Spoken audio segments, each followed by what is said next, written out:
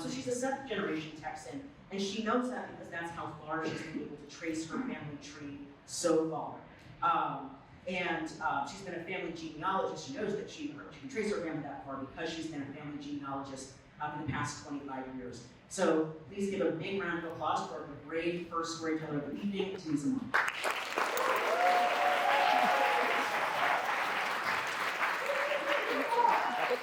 I think so.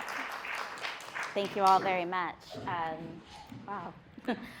So we're all aware of the news cycle the last few years. Sorry. Better? Okay, sorry.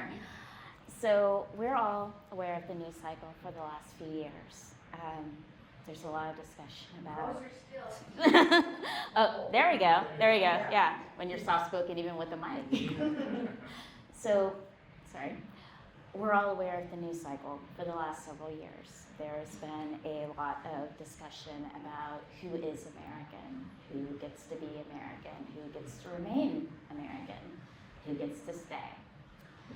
So for a lot of us, particularly Black Americans, and I'm sure other ethnicities, we don't know. For a lot of us, there is the 1850 brick wall, and I have been incredibly blessed to be able to break that, which is very rare for a lot of us. Actually, I was able to break that without the use of genetics. The first ancestor that I have of African descent that I can trace back is my fifth great grandmother, Jane Lowry, who was born in Anson County, North Carolina in 1786. So when I say we've been here, we've been here. So I guess you wonder, how did I get here? So like Sarah said, this all started with a 5-sentence email. I've been working on my genealogy for the last 25 years or so. Earlier this week, I was matched with a sample of a cholera victim from 1843. It was an African-American man who was nameless at the time. I was wondering if you all have been able to identify him yet, and I'd be willing to share my family tree and ancestor if it helped. Regards, Tynessa Morgan. Now, I probably matched, I guess, maybe 2 weeks before this. At the time, all I had from a foreign company based in Switzerland is an archaeological ID, and it was a Philadelphia cholera victim. So I'm researching archaeological ID. Turns out, hey, it's here. Let's go see what they've got. And the next day, I get an email back from Erin McClary. And she's like, we're in the middle of this project, and normally we meet weekly, but I'm going to take this to my team, and can we see your tree? Now, I'm sure that you've probably had discussions or heard discussions about, about the dangers of sharing your DNA. So I keep my tree private. I am the only person who can see my research tree. I have built trees for other family members, and I do share trees that are pertinent to them and that I recreate so that I can verify that my research tree is correct. And I gave them access to my master tree because this is not very trustful. And now I get emails. I have a team rooting for me, especially when I got this email from Erin, Giselle, and Sarah, that they're professionals, that it's not just my family who wants to see this happen. I had no idea that I could possibly have family that was this far north, this early. I knew that I had family that came north during the Great Migration, working on the railroads. But there's so much more. I talk about building my tree up. I talk about building my tree out.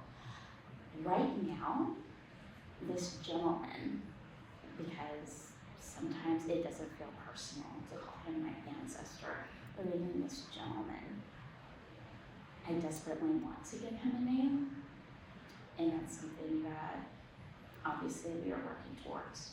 But I know it's not going to happen overnight. I knew it was never going to happen overnight. I'm locked in for the long term on this one. But I have the destiny. Well, I have the arrival point. I have the destination. Now I need the directions to get there.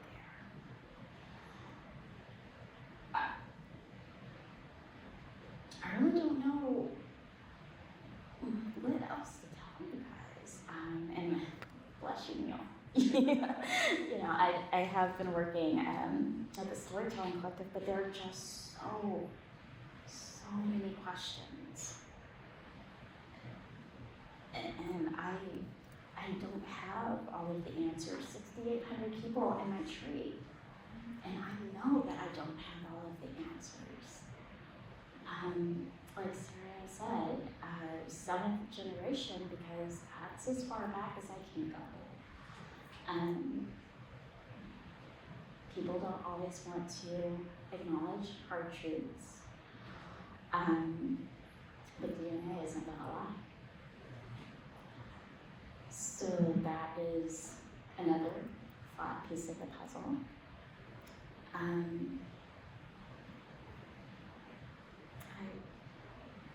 I guess that is the big takeaway.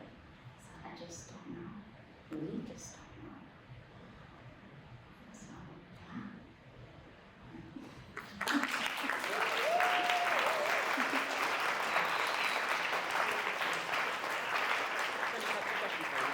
I just have two. Okay. All right, I have two questions for Tynessa. So when we were first speaking with Neil, you described the work that you do as revolutionary genealogy, which I think is just such a killer term. And so I wanted to hear a little more about this, because it's not your term, it's something that so I wanted to hear a little more about what revolutionary genealogy is and how you see yourself as a revolutionary genealogist. Okay. So the credit for that term, resistance genealogy, was a hashtag created by a Holocaust historian named Jennifer Mickelson. And it is helping reunite families separated and affected by the Holocaust. I feel that due to the history of the African diaspora, that this also applies to us. It's easy. I can take my family back and point to the places in Europe where we're from. I actually have a way to contact living genetic cousins in Finland that are fifth degree cousins. I can do that. I can tell you within the state, which state within the country of Nigeria and which tribe I predominantly descend from. I don't want to slander the name of the Igbo tribe in the state of Imo.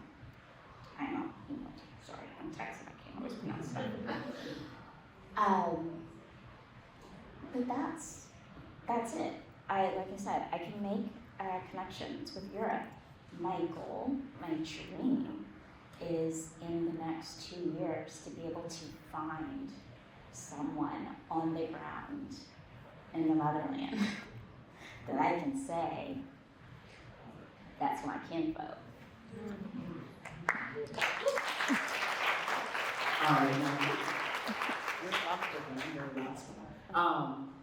So do you have a short, quick, favorite aha moment?